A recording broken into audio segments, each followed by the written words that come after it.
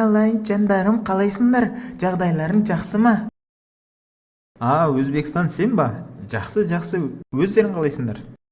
Жақсы, рахмет Қазақстан. Не ғой сендерге айтайын деп едім. Мен қонақ шақырайын деп отыр едім. Үйге келіп бір дастархан жайып көмектесіп жіберіңдерші. Болды Өзбекстан, уайымдама, барамыз.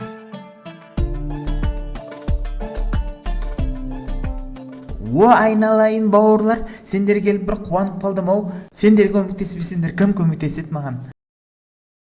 Жотам, Өзбекстан жағдайың жақсы ма? Жотам, дайындық қалай отыр? Не істеу керек, бізге айта бер. Құрбыларым-ай, сендер келмесеңдер қалай үлгеретін едім? Ой құрбым, Кез келген уақытта звондасай жетіп келеміз ғой, жаныңдамыз ғой.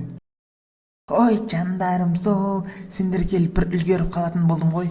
Өзбекстан, дастарханды қай жерге жайын деп отырсың? Енді басқа елден қонақтар келеді. Ташкентке жайын деп отырмын, ұят болмасын деп. Ташкентке бүгін қар жауған жоқ па? Суық емес па қонақтарыңа? Ой қаяқтың біздің Ташкент, сен Шымкентіңнен ыстық қой. Болды онда салатты 4 жерден қоямыз. Мағыл, бірақ маған дастархан жаятын стол жоқ еді. Стол керек еді. ой біздің үйде стол бар, біздің үйден алсай. Қойш, дұрыс болды ғой, қазір баламды жұмсаймын. Қарақалпақстан,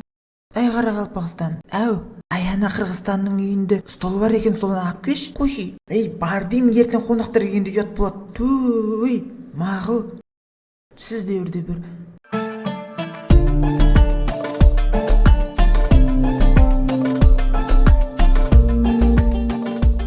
Өсма? Мына столға сия ма бәрі?